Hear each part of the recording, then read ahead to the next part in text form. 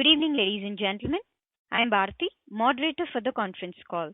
Welcome to CSB Bank Q4 FY21 earnings conference call hosted by Axis Capital Limited. As a reminder, all participants' lines will be in the listen-only mode, and there will be an opportunity for you to ask questions after the presentation concludes.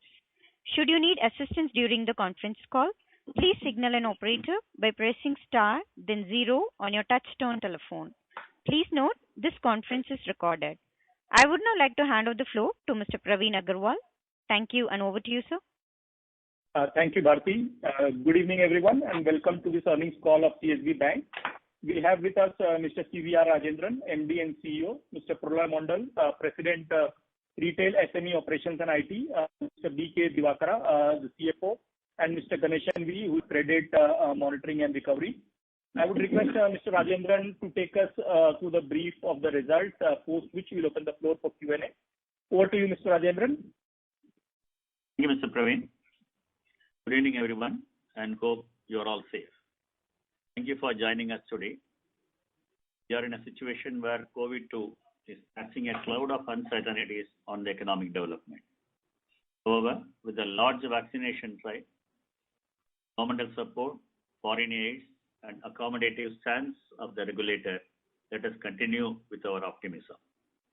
At CSB, I would say we were able to counter the pandemic impact with a clear focus, prompt response to regulatory prescriptions, both traditional and non-traditional, clear business continuity plan, digital push, technology support, strong processes, and above all, the dedication of our staff. At this point, let me appreciate the struggle put forth by all the COVID warriors in the field of health, police, defense, etc., who are serving the people by risking their lives. As bankers, we also take pride in the role that we played to support the people and the economy during this difficult situation. Let us see the bank's specific aspects. In this centenary year, I feel that we paid a befitting tribute to our organization by marked overall improvement in top line, bottom line, asset quality, branch expansion, and capital comfort. As far as the top line growth is concerned, we had a decent financial year closing in terms of overall business numbers. But the banking industry as a whole clocked a growth of approximately 12% in deposits and 6% in advances. We could register an overall year-on-year business growth of 24%, where deposits grew by 21% and advances by 27%. Current deposits have crossed 1,000 crores mark, growing at 61% year-on-year. Savings deposits have grown by 1,100 crores, or by 29% year-on-year. Our overall CASA has grown by 33%, and mix has improved to 32% from 29% year-on-year. Total deposits have grown by 3,350 crores, that's by 21%. Net advances have grown by 3,072 crores, by 27%. Gold loans have grown by 2,331 crores, that is 61.35%, 61.35% year-on-year. 76% of advances growth is contributed by growth in gold loans. Agri and MFI vertical business crossed 500 crores during the current year. Two-wheeler business grew by 120% to reach almost 200 crores of a book size. Priority sector advances have surged by 45%. Non-fund business grew by approximately 80%. Total business has grown by 6,421 crores, that is 24% year-on-year. Thus, in the centenary year, the bank has grown a fourth of the total business it grew in 99 years. This will reaffirm the highest rating on short-term deposits and CDs. CD issuance and refinance availment helped us to reduce the overall cost of funds. On quarter-on-quarter basis, total deposits grew by 8% and advances by 10%. CASA ratio improved from 30.38 as on 31/12/2020 to 32.19. That's an improvement of 1.81%. Now coming to bottom line, we take pride in announcing that we crossed the double century mark in terms of net profit for the current year, the net profit being 218 crores for the current year, which is supported by improved net interest income, treasury profits, and other income. This could be achieved despite the increase in OPEX on account of AS 15 provisions, VRS, etc., change in the depreciation policy, and opening of 101 branches.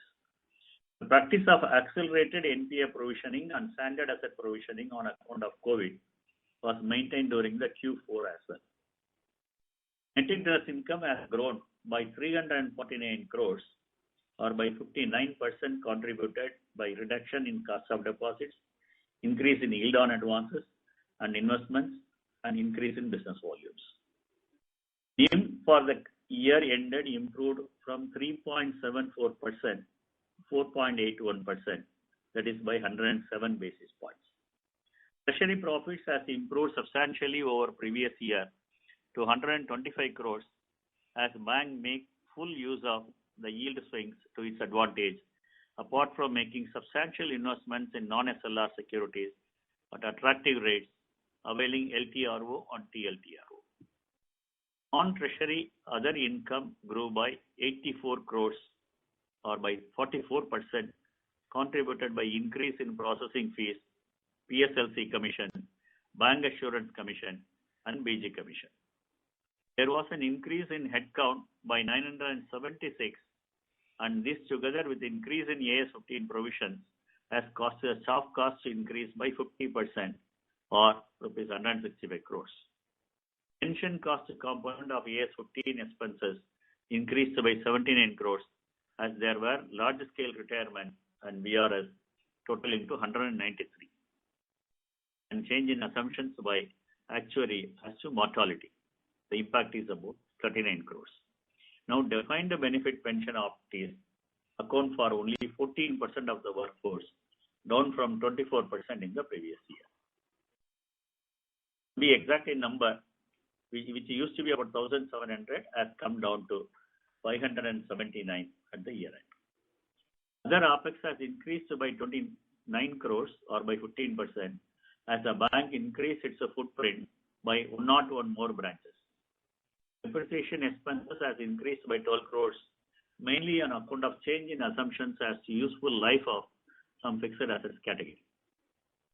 Operating profit increased by 333 crores, it is by 119%, as increase in income far outweighed the increase in expenses.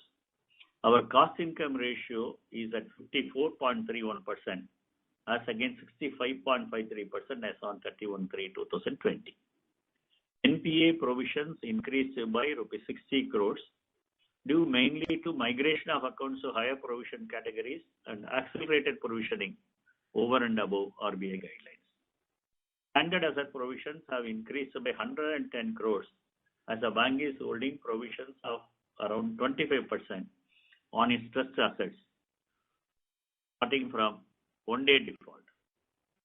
We are also providing 25% on all the restructured accounts as against the requirement of only 5%. Overall, net profit increased from 12.7 crores to 218.4 crores. That is by a whopping 1,616%. The excess provisions held over and above RBI policy prescriptions amounts to rupees 250 crores as on date. On a quarterly basis, our net interest income improved by 10% and other income improved by 90% with the nominal treasury profit. Now, let us look at the asset quality. We had reported pro forma NPA of 210 crores as on 31/12/2020. The pro forma NPAs have also been appropriately classified as per RBI guidelines issued following the final judgment of Supreme Court. However, we could contain the total gross additions, including the Q4 slippages, to 188 crores. Total recoveries in the return of accounts amounts to rupees 75 crores. As you know, we had, as a prudential measure, decided to accelerate the provisions for NPA. During the current financial year, the bank had further increased the NPA provisioning rate, considering the prevailing uncertainties. The amount of provision for NPA, including technical write-off created by the bank in excess of the RBI provisioning requirement, is rupees 155.86 crores as on March 31st, 2021. The COVID-related standard asset provisions in excess of RBI requirements amount to rupees 89 crores. As mentioned earlier, we are maintaining a conservative provision of 25% on the entire SMA portfolio, including one-day default. Bank's overall collection efficiency stands at an average of till April. Gross NPA decreased year on year by 16 crores or by 4%. Gross NPA percentage decreased by 86 basis points to 2.68. Net NPA decreased by 48 crores or by 22%, while net NPA percentage fell by 74 basis points to 1.17. PCR has improved to 85% from 80%. Ex technical write-off, it has improved from 47 to 57%. Capital adequacy. The capital position of the bank continued to be strong as on 31st March 2021. Despite significant growth in credit, CRAR could be maintained above 20%. It is 21.37% to be precise, thanks to the plowback of profits and increased standard asset provisions. Leverage ratio also is maintained above 8%. Despite significant balance sheet growth, thanks to accretion in Tier 1 capital due to plowing back of profits. Branch expansion. Despite the challenges posed by the pandemic, we could achieve a historic milestone of opening 101 branches in this 101st year of bank's existence. Out of these 101 branches, only 9 branches were opened in the home state and 92 branches were opened outside Kerala, predominantly Tamil Nadu, Andhra Pradesh, Telangana, Karnataka, Maharashtra, and northern parts of the country. Almost 65 branches were opened towards the end of the financial year. The branches were opened in locations with good CASA, gold, agri, MSME potential. We will be able to fully tap the potential of these locations in the current financial year. In the financial year 22, we have plans to open 200 more branches on a pan-India basis. Our intention is to front-load the opening of these new branches to get maximum business during the current year by managing the COVID-related lockdowns and restrictions, which are posing some challenges in this direction. Now, coming to the digital push. As rightly said, in the midst of every crisis lies an opportunity. Considering the pandemic condition, moving the customers to alternate channel was the best option available to the banks. The pronounced digital push yielded good results, and the digital transactions reached almost 78% of the total transaction numbers. We also launched WhatsApp banking during the year. The introduction of online account opening portal could enhance the customer convenience and customer experience and resulted in better account opening tag. We are continuously working on improving the channel activations, which are beneficial to the customer as well as the bank on account of reduced transaction costs. We'll stop at this and take some questions. I hope all of you got the INOSA presentation. I'll take the questions. My colleagues are also there to support me. Thank you, Praveen. Over to you. Thank you, sir. Ladies and gentlemen, we will now begin the question and answer session. If you have a question, please press star and 1 on your telephone keypad and wait for your turn to ask the question. If you would like to withdraw your request, you may do so by pressing star and 1 again. Ladies and gentlemen, if you have a question, please press star and 1 on your telephone keypad. First question comes from Mona Khetan from Dolat Capital. Please go ahead.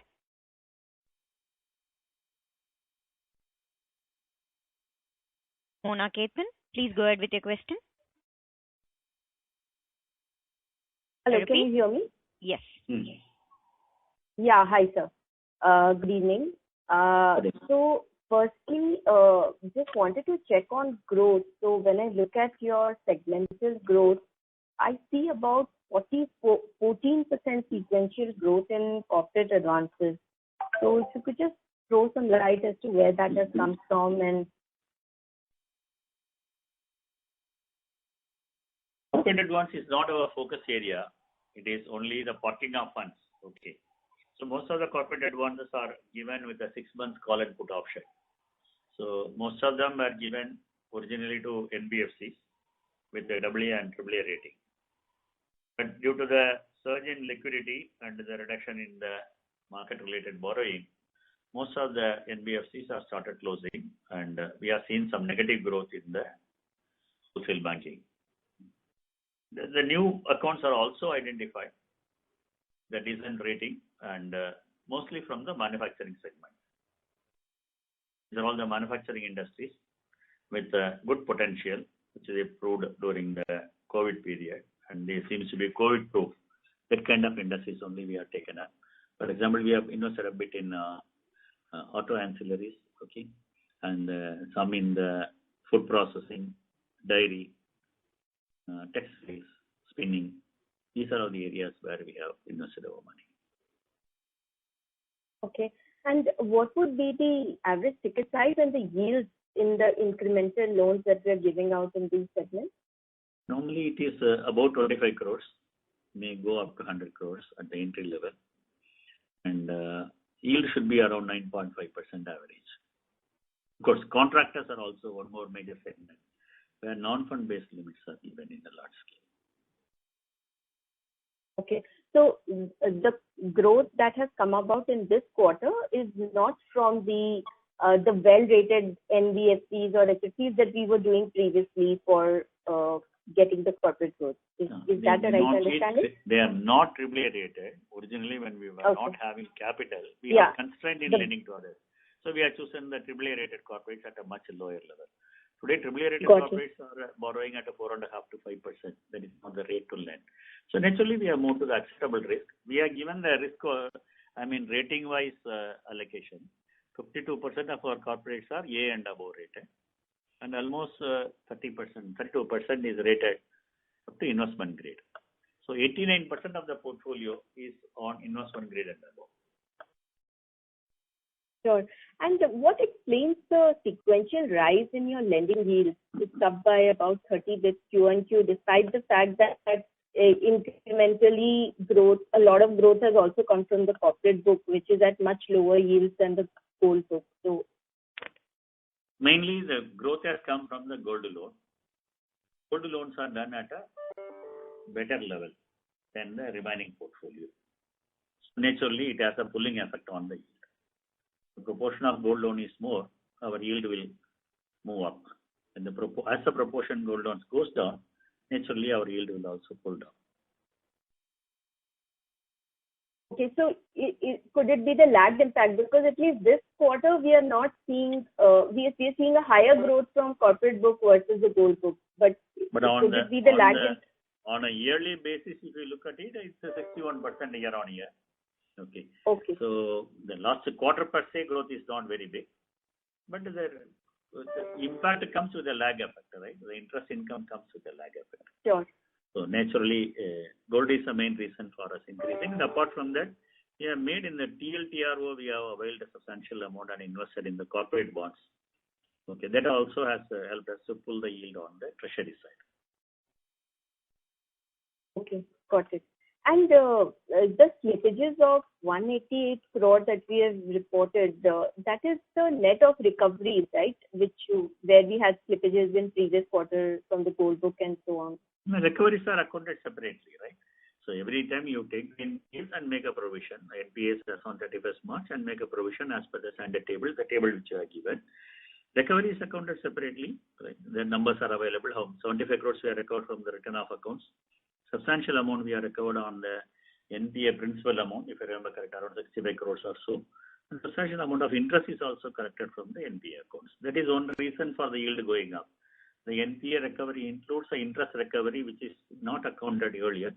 Now it is a recovery that also adds to the interest income and helps us to show a better yield on advances. Okay. So the reason I was checking this is because if you look at your pro forma slippages of Q3, it was about 210 crore, if I'm correct.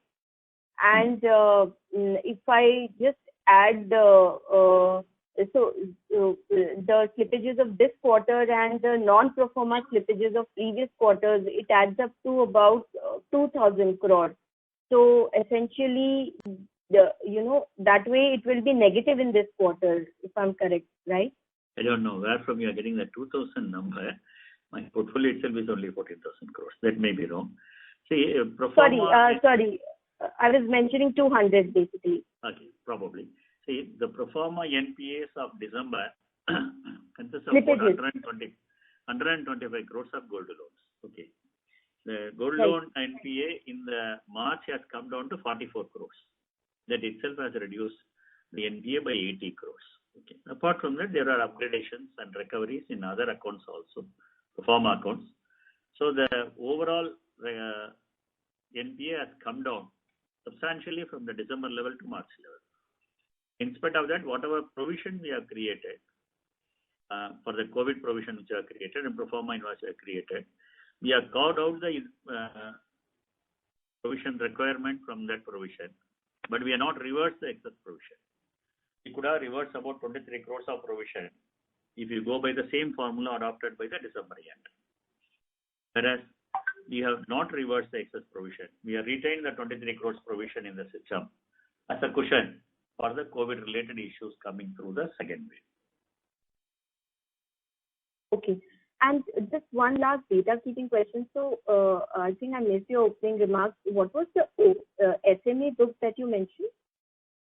SME is less than 400 crores, could be around 385 crores if I remember correct. On which we have provided 25% again. And this includes 385 is for the entire book. Okay. And not the print reported SME. No, all the accounts except the gold loans in the SME we are not provided for. All other NPA by stress accounts in other portfolio, which amounts about 385 crores, we provided 25%. Okay. So this is special mention accounts, right? Yeah, special mention accounts, which means even a one-day default. SMA 0 is only 0 to 30 days. That also we provided 25% this time. Okay. I'll come back in queue. Thank you so much. Fine, thank you. Thank you, ma'am. Ladies and gentlemen, if you have a question, please press star and 1 on your telephone keypad. And participants are kindly requested to restrict with 2 questions in the initial round and may join the queue for further questions. Next question comes from Haresh Kapoor from India Infoline. Please go ahead. Okay, I'm audible? Yeah. You have to raise your voice. Yes, sir. Hello? Yeah, go ahead. Sir, so just a couple of things. One is, in terms of near-term outlook, just want to get your sense on that. So, obviously, a lot of work happening on new products that you want to introduce. Maybe that gets pushed a little bit because of COVID too. And also in terms of, Kerala, I think they're talking about not really pressing towards recovery of loan accounts, etc., even from, I think, the CM there. So just want to get your sense, how do you look at, asset quality behavior in the near term, and how do you look at the portfolio build-up for this quarter or maybe a couple of quarters now? The year 2020-21, all the 12 months we had this corona problem, right? It started in the March last year and it went through that process. And there were lockdowns on a large scale. There were sensitivities around the election. So politicians were not supporting the recovery efforts. And courts were not functioning. And in spite of all these things, only we have recovered more than 185 crores during the last year. So considering our portfolio, it is very substantial money. So the challenges will continue during the current year. Of course, governments will also give this kind of directions. But I'm confident that we will be in a position to maintain the same spirit and recover. We don't go for a forceful recovery in any case. We don't have recovery agents through whom we recover. It's all only persuasion from our own side. We just talk to them, educate the customer about the need for paying the loan in time to maintain a credit history, and also support the customer whenever they need. If they need additional working capital, additional support, we are always supported the customer. So our relationship with the borrower is so good, and I don't anticipate much of problems during the current year. Of course, the realization of the assets when we are selling in the COVID situation is much less than what we might have got otherwise. Okay, that challenge is that we are willing to compromise. So realizable value has been brought down. We have taken the latest valuation and gone ahead with the sales of properties also. Sir, and the growth, near-term growth, how are you looking at that for H1 now? Is there any thoughts around that? Growth is a challenge, of course, okay, because the complete movements are restricted. So, but that is what was there last year also. I hope it should not constrain us to a large extent. When others are not keeping the offices open, NBFCs are not open their offices. So in a way, that's an opportunity for the banks which are keeping the offices open today. Okay, even if it is alternative dates, fine. Last time our gold loan growth was so good because NBFCs are not there in the field at all. Once a customer comes out of NBFC and comes to a bank, he will not go back to NBFC because value proposition in a bank is better. The rates are very low. So whatever we gain during that period, we will be retaining. And probably this pandemic will also help us to acquire more new clients from the higher interest segment. Okay. It should be good for us. It's a good value proposition for the borrower. It's a win-win situation. Sir, and just one thing, just want to reconfirm the SMA number that you're giving out. That also includes retail, or that is just above 5 crores? And COVID SMA number provision, includes everything except the gold. Gold is not included in SMA. Okay. Sure. So even retail accounts are basically part of it. All other accounts except gold, everything else is included in the SMA number of 385. And the buffer that we have is just 23 crores that we're carrying into next year. That's the excess buffer that we have. That's right. Sure. The total extra provision over and above the regulatory requirement is about 250 crores. Okay. Because of our accelerated provisioning policy, we have more than 120 crores of excess provision. And because of the COVID provisioning policy which we created in December, we have more than 80 crores. And others also, there's an explanation in the presentation.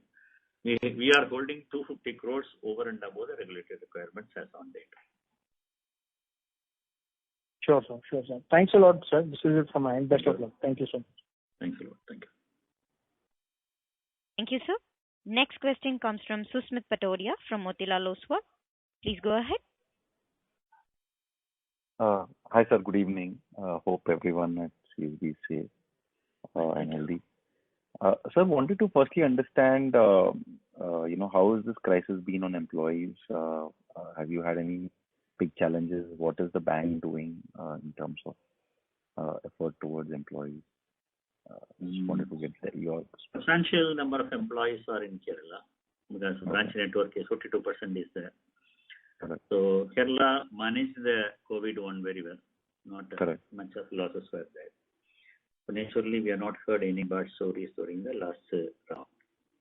During the current year, we have lost 2 employees. One in Kerala, who is about 59 years old, got into ICU and he could not come back. And there is another young girl in Delhi, 34 years old marketing officer. These are the two deaths we have seen. Mm-hmm. We are taking all possible steps to support the people. Kerala, that is not a challenge because we have a lot of medical institutions with the banking relationships are there via extension counters. So we can get the hospital beds and other things. That is not a challenge in Kerala. Even otherwise Kerala, for a common public also, the hospitalization is not a challenge. But outside Kerala, we have limited reach to provide these services, but we provide all kind of support. We have group insurance, we have group medical insurance, and in some areas we have provided much more than what is eligible under the insurance also. We provide all necessary support to the staff, both monetarily as well as emotionally, to overcome this problem. And those who opted for leave during this period, subject to people being available, we have also permitted them to be on leave. And we have asked only 50% of the people to come to the office.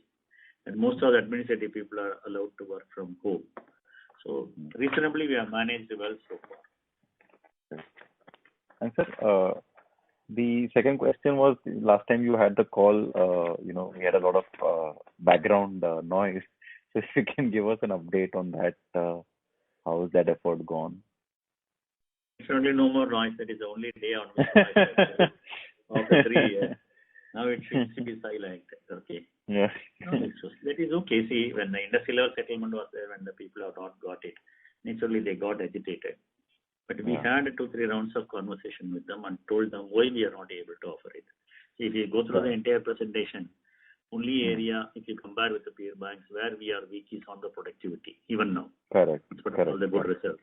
My productivity is hardly 60% of our industry level productivity. So unless the productivity increases to the industry level, I don't want them to come to the most efficient bank's productivity level. Average industry level productivity, when they reach, you will think about a wage revision. That is what we told them. But anyway, the IBA employees today are minuscule percentage. They are hardly 24% or something like that. So the other non-IBA employees on a very large scale. So even if there is an agitation, it doesn't affect us much. But certainly, we would like to address the concern of all the employees and hope that a better industry climate will prevail going forward. Right. And my third question, sir, is if you can just explain this a little bit more, so this change in extra provision of due to change in the mortality table. Mortality rate, okay. See, there was actually who was giving us these evaluations over the year. Okay, we don't know about this mortality table, what's the mortality table he adopts and all. He has adopted a previous table and he has given a valuation all along, for which we already provided. On a comparative basis, when I came in, I just compared the provision held per employee by this bank with other banks. I was happy about it because our provisions was comparatively much larger than any other bank's provision per employee. I thought it's fine. Now, that previous person passed away during this period. He has given the valuation for the current year. Subsequently, he passed away. So then we shifted to a different actuary. The different actuary said that I would like to go by the latest mortality table. He said, we have no problem. Whatever assumption you are making, that is your job. Whatever actual valuation you are giving, we will provide for it. So this is on the higher side by 38 crores. We accepted that and we have provided for it. Sir, what will be the increase in recurring? Because this is just only one time, Now that we adopted the next table, 2014-15 table we adopted. So we have updated ourselves. Okay. There won't be any further increase, right? Okay. Thank you, sir. I'll get back in the queue. Thank you, sir. See, there are only 579 employees on this defined pension as on date. There were 1,800 employees, 1,200 have already retired. Out of these 579, I think 25 people are retiring during this month itself, and 200 people are retiring in the next 2 or 3 years. So what will be left out will be hardly about 300 plus employees over a period of next 20 years.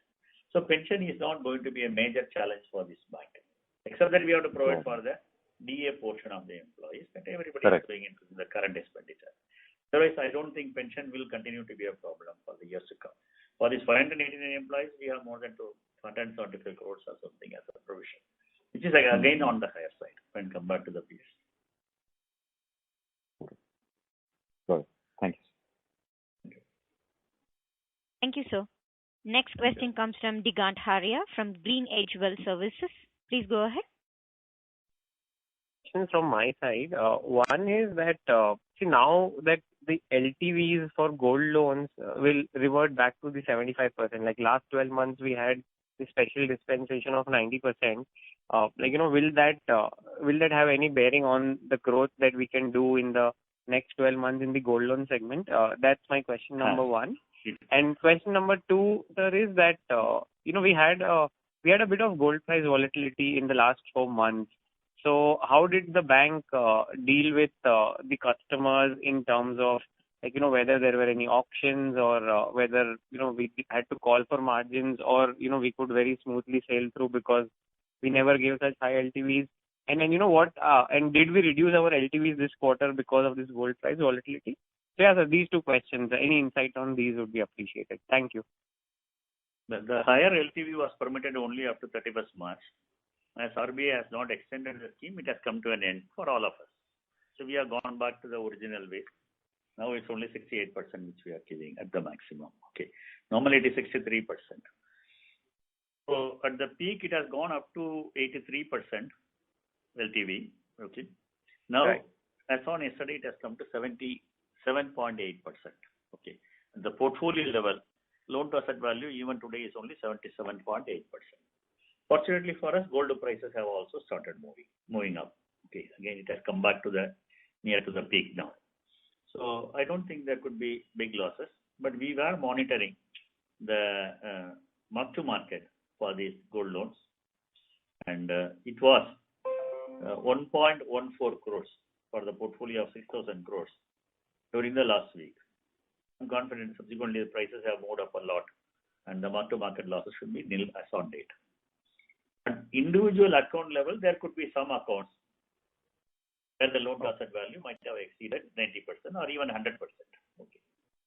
We have given auction notices to all these people, and most of them, when auction notice is given, 90% of the loans will be redeemed. Only 10% of the people will allow the jewel to go in the auction. Normally, we are very sentimental about this gold selling. So there are a lot of sentiments attached to the gold jewelry. Once you sell it in an auction, people won't come back to you. So we give enough time to the people. Our past experience shows 2014-15 also, we never lost anything worthwhile. Maybe 70 lakhs of rupees or something was the loss which I have seen. That also being recovered. Slowly the recovery is coming in that also. At that time portfolio was 3,000 crores. So it won't cause any major impact on the gold loan portfolio. We have larger provisions for the gold loan, whatever be the NPAs. 44 crores was the NPA in March 31st. So that we have provided for 25%. Out of the 44 crores, at least 10 crores may have been closed by this time. Remaining auctions are going to happen during the current week. So you must be seeing in the newspaper a lot of auction notices are coming up. So this problem is there for all the banks, financial institutions, and the NBFCs. But as the gold prices have recovered, nobody will incur any worthwhile losses. Most of them will be in a position to recover the money. Right. Sir. Thanks, sir. So does the auction number, sorry, I could not, was it 44 crores or it has happened or it will 44 happen? crores was the NPA on 31st March. Okay, sir. Sir, and in gold loan, one just follow up that in gold loans, generally higher LTVs, you can charge higher yields on loans if you give higher LTVs. So now if the LTVs come down, do we foresee any change in the product yield as for gold loan as a whole? Because this 6,000 crores of gold loan portfolio will also reprice over the next 12 months at a much lower LTV than last year. So will the yields change for us to a little lower level? Till April end, we are not linked the LTV to the rate. Okay. Only in May first week we introduced a concept of linking LTV to the rate. So it won't have any impact on the yield which we are having, because when we give a higher LTV, the yield will be much more than what we were charging in the past, because we understood the risk now. That should have a positive impact on the yield, not a negative impact. Okay, sir. So thank you so much for this clear answer. Thank you. Thank you, sir. Next question comes from Manav Vijay from Deep Financial Consultant. Please go ahead. Yes, thank you very much, sir, for the opportunity. Am I audible, first of all? Yeah, you are audible. So, sir, my first question is regarding the VRS policy that you had mentioned in Q3 call. So, you had mentioned that you have offered that option to the employees, and it's going to them that the 80 crore hit that we should expect in Q4. So now you just mentioned that you had couple of rounds with the employees. So is that option is now off the table? That means those employees will stay with the bank, and as and when their retirement comes or they decide to leave, so that natural attrition will continue? We have not made any specific provision for it in the last quarter. We just estimated 80 crores for 232 people who are eligible for it. But hardly 34 people have opted for that VRS, out of which 33 were given the VRS. That doesn't cost us much. The additional discretionary payment which we paid was about 2 crore 8 lakhs or something like that, which is accounted in the profit and loss account.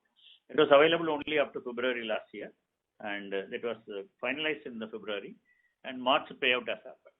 And the entire otherwise, because of the gratuity payout, PF payout, and the buying of annuities, everything is completed in March. So there won't be any additional impact on it. Of course, their salaries will be saved for the future. That is the only advantage. So otherwise, it never had an impact on the profit and loss account. My second question would be, sir, so after adding almost 100 branches last year, now you intend to add roughly 200 branches in this year. And you also mentioned that you want to front load them so that you can have the benefit for the rest of the year. So out of those total 200 branches, how many you intend to have as pure gold branches? Or again, it will be a mix of products from those branches? No, there is no specific gold branches. When we open the branches, we take into consideration various factors.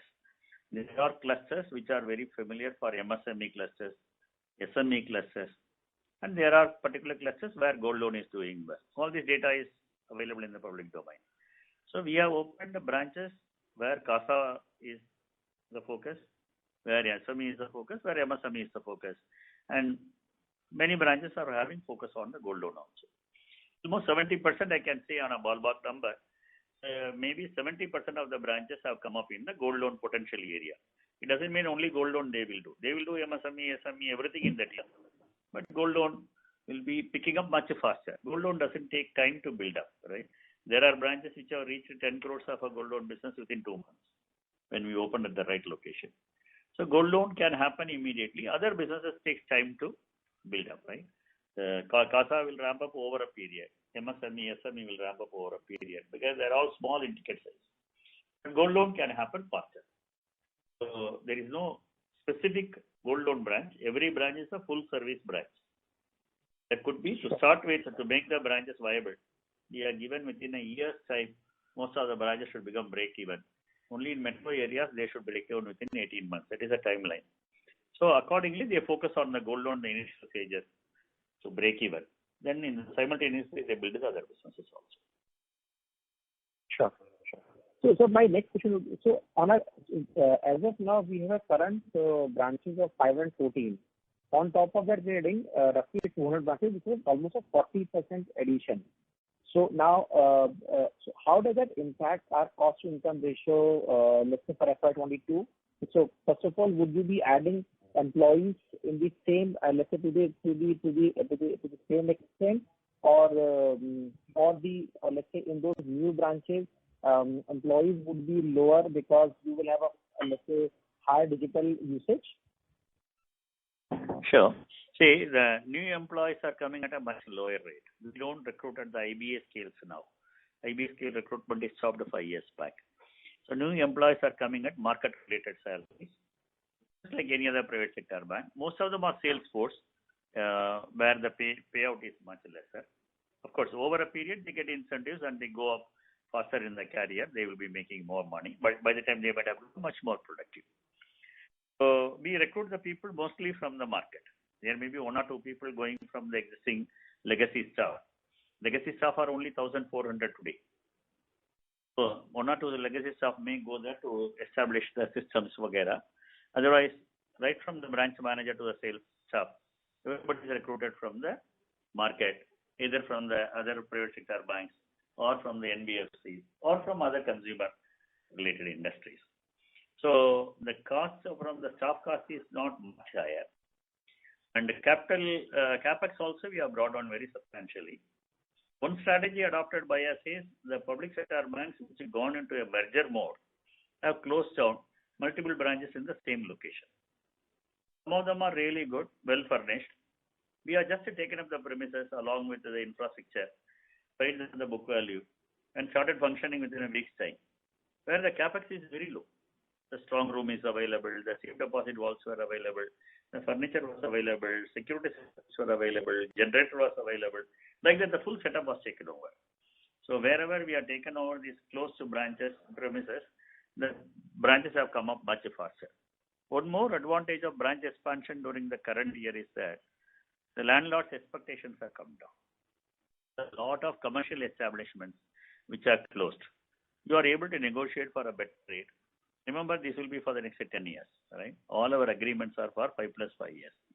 So when you negotiate at this point of time, when there is a distress, particularly for real estate and commercial space, you get it at a much competitive price. So reducing the rent, reducing the capex, reducing the employee cost helps us to break even at a much faster rate. So I think that strategy is working fine so far. So like we ended this year, FY21, with a 54% kind of a cost-income ratio. The cost-income ratio, you might have seen it was 67% last year. It has come to 54% during the current year. Correct. So now this year, since you intend to, add branches aggressively, our target is to bring down to 50% within a short period and 40% over a longer period. Okay, that will happen. Anyway, we will review these 100 branches. We are reviewing it on a monthly basis. We will review, and only if this branch expansion is working in the right direction, we will continue to expand. Otherwise, we may not. See, the organic growth seems to be much easier than the inorganic growth. Sorry, somebody is speaking. I'm not able to hear. Please go ahead.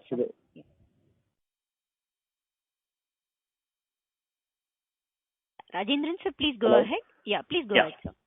So, we are sure that we will be in a position to break even within 12 months. And if that happens in all the 100 branches, naturally these 200 branches will be done faster mode. Otherwise, we'll slow down on the branch expansion. Okay. At this point of time, our thinking is, so acquiring a bank and putting them into our mode of functioning will take time. And the staff cost is killing, particularly if they are on the IBA package. The pension cost is killing. The industry as a whole, nobody has calculated the real cost of pension. The defined pension plan with the DA adjustment requires very large provision what the industry is holding today. So, taking one more bank with where 30,000 people, 40,000 people are already on pension, another 30,000 people are eligible to retire on pension. For many years, we cannot break even. So we feel organic growth seems to be a right strategy at this point of time, which we are putting in place. Sure. So my next question will be regarding your advancing growth. So FY21, we added roughly 3,000 crores of advances, of which roughly 2,200 or 70% that, like you mentioned, came from the gold loan. Now next year, since let's say first of all you come down as far as the LTV is concerned, and also you have aggressive plans on other secured retail assets. So what kind of impact is it going to have, first of all, on your NIM? If you can explain that. And second, sir, so you have started to grow your loan book only last few quarters till that time. So before that, you were actually consolidating. So now, so when you start to grow your advances, you need deposits as well. So and as far as your cost of, let's say, CASA is concerned, they're actually one of the lowest ones. So do you intend to offer higher rates on the deposit side to actually fund the advances growth? So first, let us look at the advances. Not that we have not grown the other portfolio. My corporate banking as well as the SME has grown very substantially, but the growth is not visible because of our exit policy. In the SME area, we had an exit policy where we identified in the beginning of the year, these are all the accounts from which we will exit for various reasons, and we keep on existing. The SME portfolio, which was around 4,000 crores, has come down to 2,000 crores because of the exit policy. But that only protected our portfolio today. We got out of all the bad accounts. In the corporate banking, what has happened was we were having AAA rated companies on a very large scale, which were paying 9% and above. because these loans were tied up when there was a liquidity problem at that time. But subsequently, when the liquidity issue was addressed and when liquidity becomes surplus, these corporates have returned the money in a very big way. More than 1,000 crores was returned during last year by these NBFCs and large corporates. So that money got redeployed in other assets. That is why 1,000 crores was a disbursement, but that is not visible because of the repayments which has happened. So now there are no accounts left out on the AAA category which has the option to repay. There are AAA accounts, but which do not have the option to repay. So I don't think there will be any negative growth on that account. So the normal growth, if it happens also, that should be sufficient. And we have recruited a large number of new people as a relationship managers, as underwriting officers, as a risk officers, as product managers and all. They are all settling down and they will be in a position to initiate the business. Many of them are in the field now.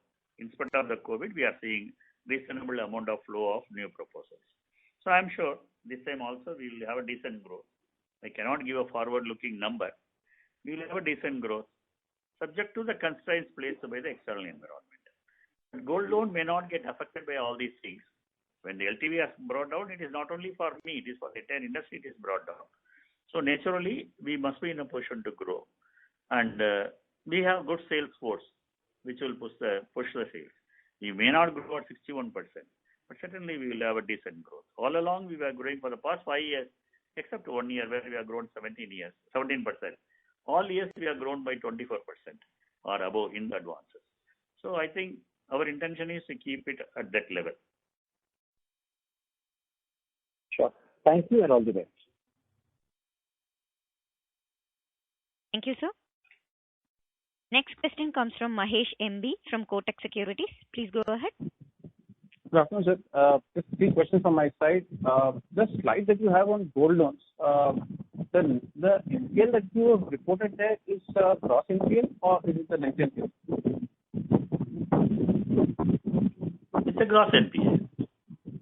Gross NPL, okay. And the 188 crores of slippages that you have reported for the quarter, or let's say on a full year basis, can you just give us how much of it is contributed by gold loans? Or give us a breakup of slippages? 44 crores is from gold loan, remaining is from the rest. What would be others? Others could be SME, MSME, retail loans. Retail loans are also about 35%. Sir, let me add. So sorry to interrupt you. Sorry to interrupt you, sir. Yeah, Ganesh. Ganesh here. Mr. Mahesh. Resolve everything. Yeah. So sorry to interrupt you, Mr. Mahesh. Yeah. Mr. Mahesh, your voice is breaking. Can you please come to a noise-free zone? There is a background noise coming from your line. Yes, sir. Yeah, and we request you to ask your question again, sir. Your voice is not audible. Yeah, after 188 crores, 44 crores has come from gold loans. What would the rest be? Sir, it is mostly from SME accounts only, SME and retail portfolio. No single corporate account has been impaired during the last financial year. One construction account, that is one auditorium account and transport account, both are the 2 major accounts that have become NPA. All the small ticket advances and SME accounts only mostly become NPA. One clarification here, these accounts were originated last 1-2 years, or it's been a kind of a historical account? Pardon? Please repeat. This slippages that you saw on the SME book, were these originated in the last 2 years, or was it some historical account from the bank? Not necessarily. There are the longer accounts also, some of the accounts, many more accounts. Sorry, I didn't get the answer. Transport operator is with us for the past 5-6 years. Yes, and okay, he correct. is operating omnibuses, and omnibuses are not running at all for the past 2 years.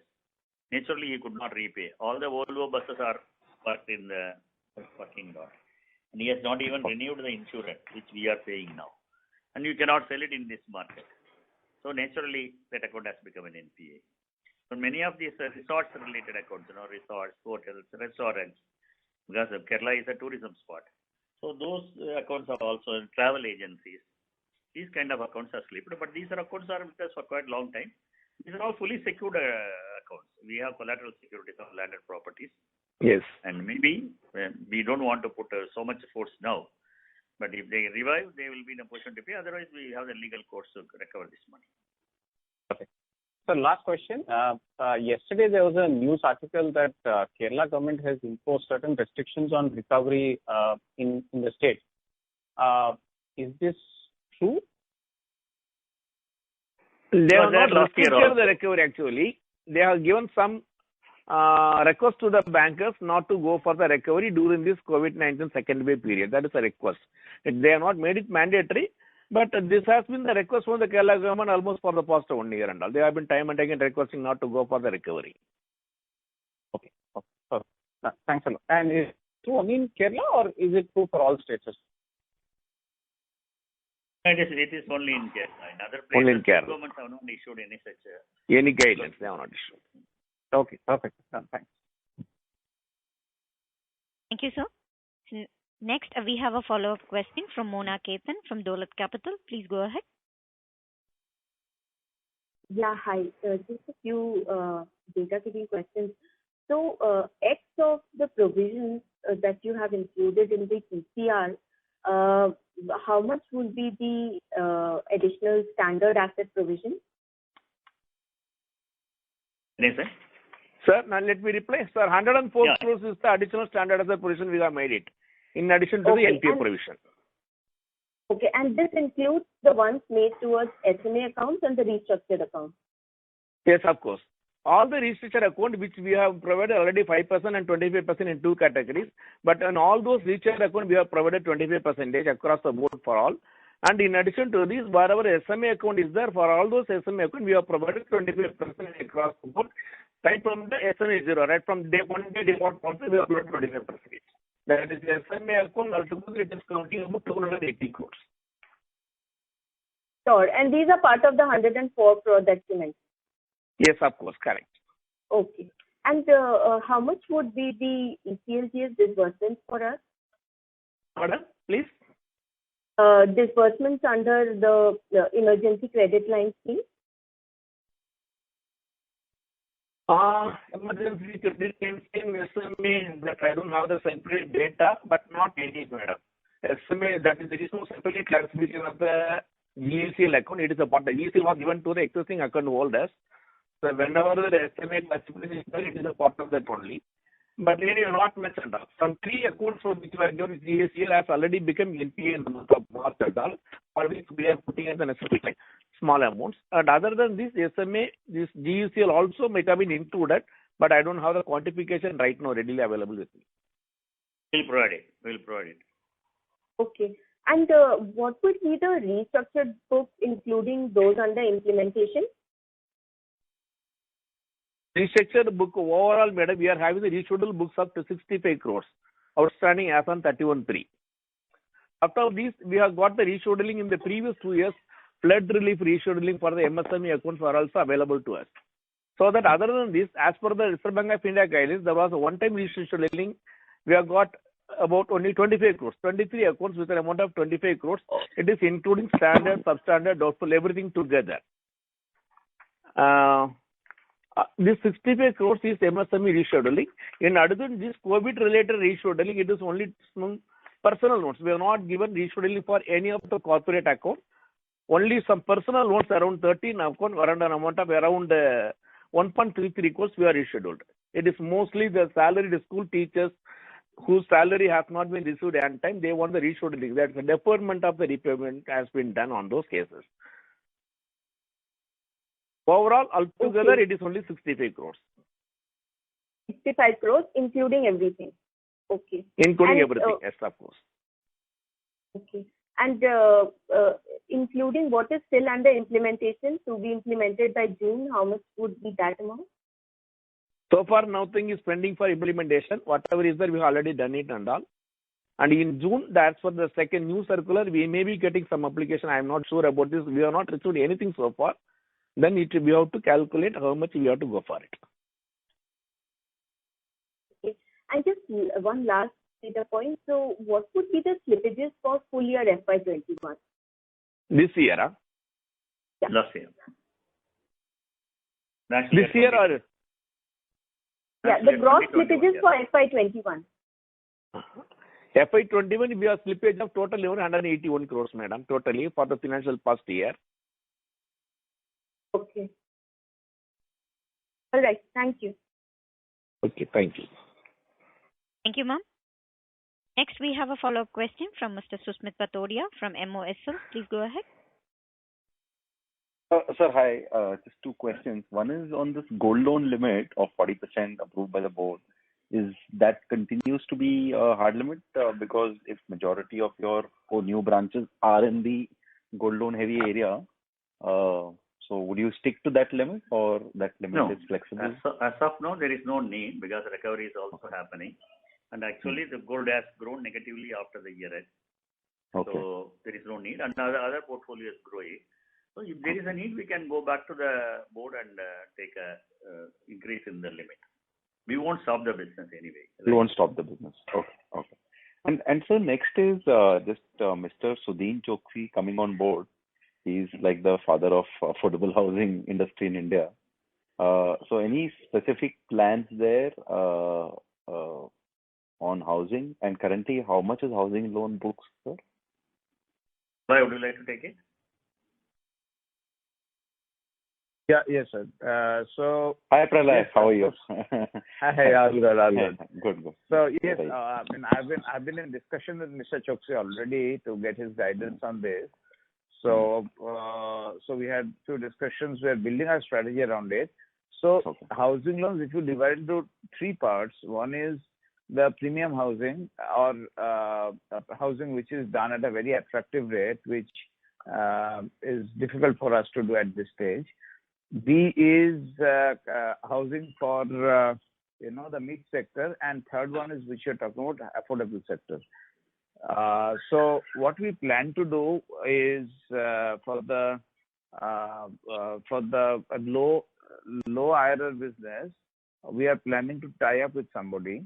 Still, the announcement is not yet out, so we are not discussing that.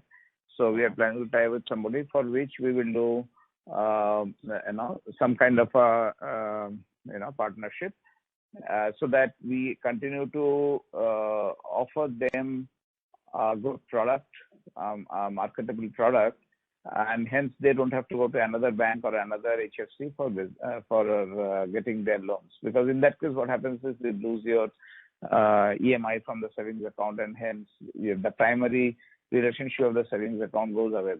Housing loan is very important. So to that extent, that will be a defensive strategy, which is, and also in the process, learn that business. So that's one part. The second part is we will continue to look at the affordable housing as well as the interest rates, the segments where we can afford to do business at this stage. Because obviously, when we do businesses, retail business at a higher yield, we cannot really compete at 7% and 6% kind of a thing. So that is something which will gradually build up that franchise over a period of time. Not right now, but we'll build it. But as we're talking, we also do home loan business. It's not that we are not doing, we do it for our customers. But not a very concentrated, separate, verticalized segments, etc. We don't do it. We do it only as a fulfillment process. The third part, which is doing for on-lending kind of businesses, that is another strategy which will build up over a period of time. And for on-lending businesses, we will talk to maybe certain organizations, HFCs, etc., which will take a little bit of a time. So overall, we are building up a clear strategy on our entire home loan business, either through partnerships or through on-lending or through directly doing affordable housing. All 3 will do. And Pralay, how much will be the housing loan book today? Right now, it's very small. Overall, our housing and mortgage together, there's a LAP portfolio also. The housing loan book will be very low, and incrementally we do very minimal kind of a business. So that's a very small portfolio right now. Housing loan portfolio is 300 crores, and LAP could be about 350 crores. 300 and 350, right, sir? So the incremental business on housing loans, we don't do much, but incremental business on the LAP, we have started doing a little more aggressively. But obviously, we'll look at the credit cycle and decide, but LAP, we have started doing a little more aggressively right now. Got it. Thank you. That's also best of luck, Pralay. Best of luck, sir. Thank you. Thank you, sir. So next question comes from Jehan Madan from Nirmal Bang Securities. Please go ahead. Good evening, sir. Sir, was there any one-off in the employee expense of 180 odd crores, or is this a new normal for the It's bank? not new normal. See, we have explained earlier, 38 crores we have provided as a one-off on the pension provision. Okay. And even otherwise, the pension, when the employee retires, we buy an annuity, but that ensures he gets a pension as on the date for his remaining lifetime. But when the DA increases, CPI index goes up, we have to pay him dividend. So every time when the DA goes up, we buy a top-up annuity also. For example, if there is a 1 rupee increase in DA, my annuity cost could be 154 rupees for a recently retired employee for every 1 rupee increase. So that is one thing which is killing the banks. This was very high during the last year because the CPI index has gone up very substantially. When the wholesale price was negative, CPI inflation was around 6%. So throughout the last year, the CPI index was very high. So naturally, the DA obligation has gone up. During the current year, for the first quarter, DA has become negative, which means I need not pay any additional amount for this quarter. So if the inflation rate goes down, the additional annuity cost will go down. As far as this 38 crores is concerned, there is a change in the actuary because the previous actuary has died. When the new actuary came on board, he had a different assumptions than what the original actuary made. Every actuary has his own assumptions about the future inflation rate, the mortality rate and all. He adopted a different table for mortality, a latest updated table. So that has resulted in 38 crores additional provision. That is only one of. That is in the employee's provisions, which will reduce our future obligations. When the employee retires, when we buy, we will be in a position to buy only from the provisions without contributing additionally. So there is nothing more. During the current year, the one-off will not be there, and the DA provision should be hopefully less. Okay. So, sir, broadly, if we adjust for this one-off expense, then our ROA for the quarter would be in line with the full year at around 1% odd. So for next year, so in the calculation, the dotted line we have shown by removing the one-off expenses. Okay. 38 crores is here. 12 crores we have provided additional depreciation because we reduced the assumption for the useful life of the assets, thereby accelerated the depreciation also, which has resulted in 12 crores as a one-off. In the future it will come down. So this 50 crores, if you add, what will be the result we are shown in by way of dotted lines in our presentation. Right. So, sir, so broadly speaking, in line with the aggressive branch expansion strategy for next 1 year, the return on assets for the bank should be at similar levels for what it was for FY21. Is that assumption right? Not like to give any forward-looking statement, but the new branches, as I explained, should break even in the first year. That is how the branches are built. The capex involved is very low.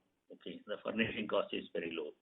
The capex involved is very low. Salary structure is also low when compared to the existing employees. So the apex is also on the lower side. If the break even happens in the first year, I don't think that will pose much threat on the cost income ratio. You might have seen the cost income ratio, which was 103, which came to 69% or 67% last year, has already come to 54% during the current year. We will take it below 50% within a short period, and it should be below 40 over a period. That is what we are targeting. Okay, fine, sir. Thank you. Thank you, sir. Next question comes from Naveen Bothra from Sublab Research. Please go ahead. Yeah. Good evening, sir. Congratulations for good set of operating performance. My question is to Mr. Pralay Mondal regarding the India Stack. This account aggregator services are going to start very shortly. 4 or 5 banks are participating in it. What is our strategy? Because we want to expand our SME and MSME books.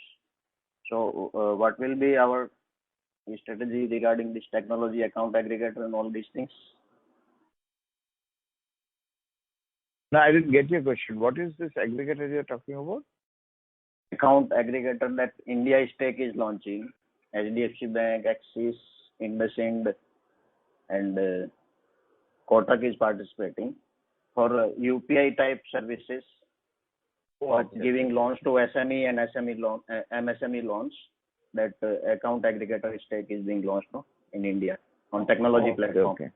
No, understood. Okay. So that is no, but that we are not at this point of time. We are not in that mode right now, in that participation mode. I've understood what you're saying. So our entire payments ecosystem, as well as all this ecosystem, which we are doing some more technology, internal technology things right now. So we are not participating in those kind of things at this point of time. Okay. And my second question is regarding the digital, extending the digital footprint and all these things, because I myself is a digital savings account holder of CSB Bank. I think in Delhi area, I am the first one. So how we are planning to ramp it up? Because the video and all these KYC norms has been liberalized by RBI. So are we going to extend it at accelerated speed to build our deposit franchise? Yes, of course. So we'll have a full-blown digital strategy that will get played out for us in the next few years. At this point of time, see, digital has 4 or 5 parts to it. So what you're talking about is primarily account acquisition through whether it is VKYC, whether it is digital account opening and those kind of things. So we are going to launch VKYC. We are working with a vendor right now, so we'll launch VKYC soon. But the real digital strategy will be to work on partnerships with fintechs and partnership with other players where there is large database, because we as a bank don't have a very large customer database. So one of the critical job will be over the next few years, not right now, but in the next few years, to build API, build kind of a partnership model with other organizations. The way we are doing it, I just explained on the home loan side, for example, what we do on the insurance side. So similarly, we'll work with some of the other partners and give banking solutions by which we'll be able to, on the fly, onboard customers into our bank. And that can happen through any products. It can be payments, it can be liability, it can be assets, it can be fees, whichever way. And in the process, we will create a digital stack out there. So, and some of this technology is available in the cloud, available, plug and play, etc. And some of these things we're already starting to do. But coming to the first question, which is on the video KYC and some of the other stuff, which are already started working upon, and we will do that. So that goes without saying. The other digital part, which is internal, whether it is straight through process or having upfront whole bank to the customers on a mobility platform, or to the dealerships, or to those kind of things. So those are the kind of things which will build in the next 12 to 18 months. In the February con call you had with some select institutions, you talked about the credit card and all these things, co-branding and all these things. If you can little explain it. So we are working on proposition on that payments ecosystem at this point of time.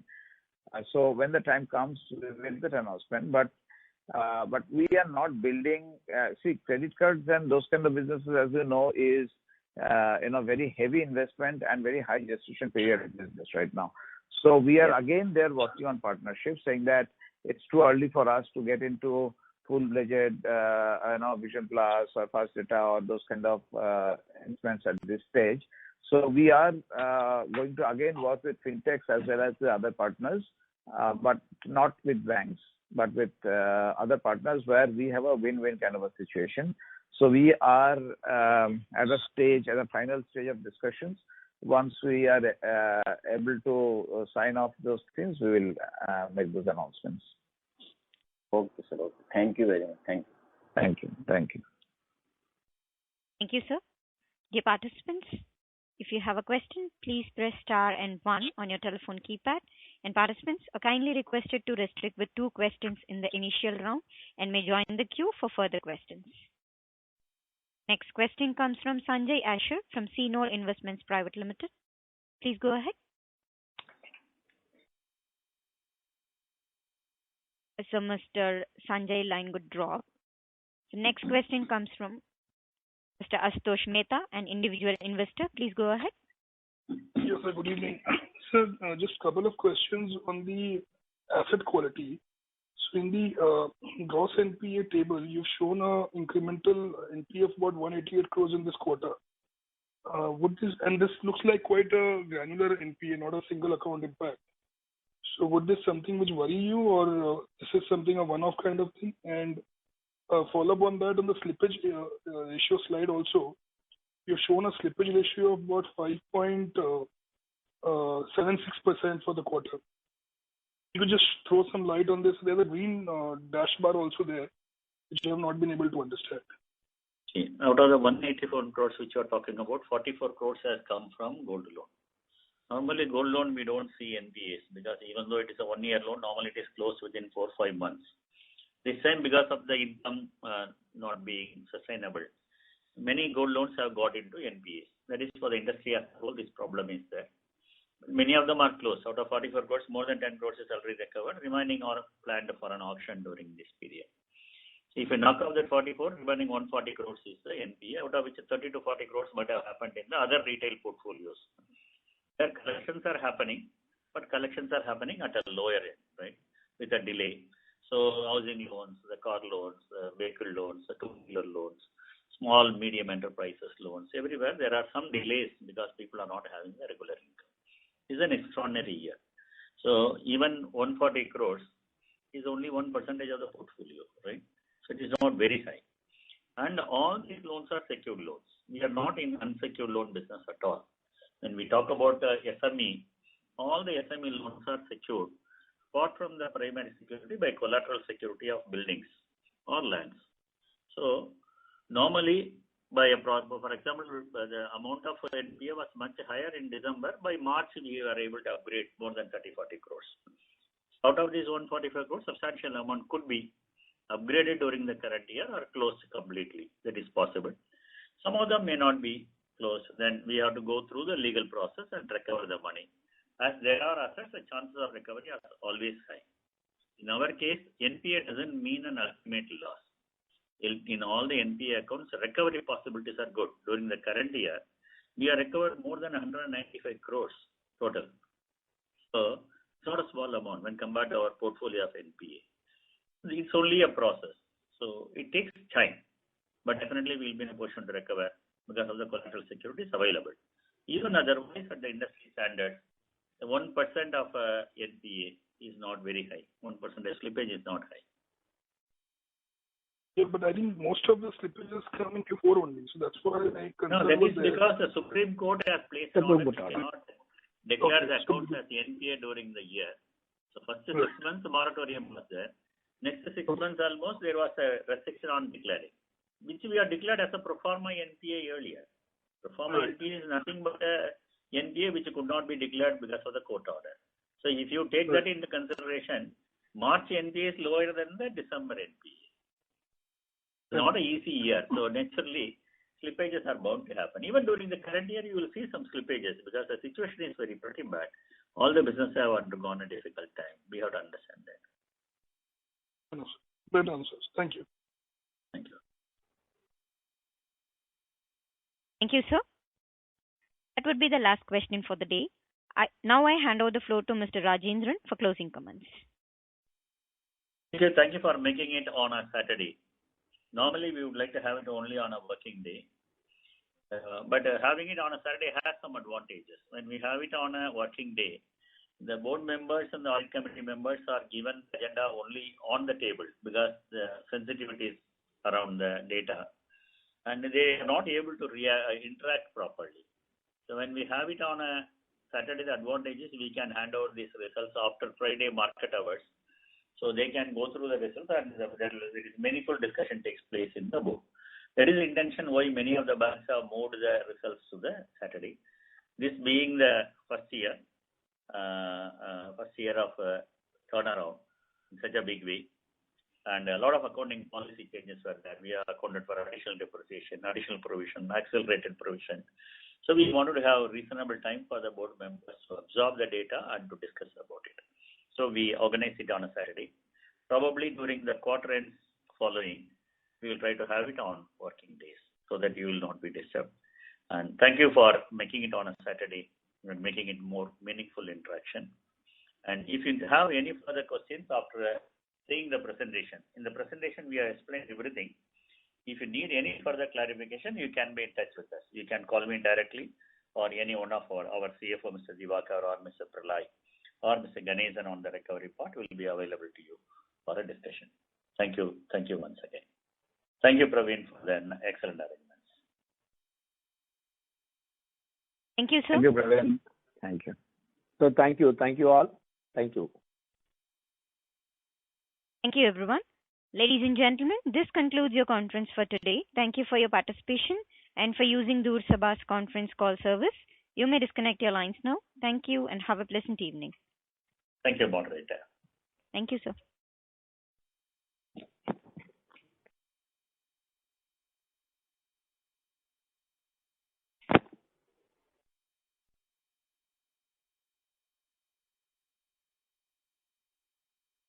Ladies and gentlemen, this concludes your conference for today. Thank you for your participation and for using Dur Sabha's conference call service. You may disconnect your lines now. Thank you and have a pleasant evening.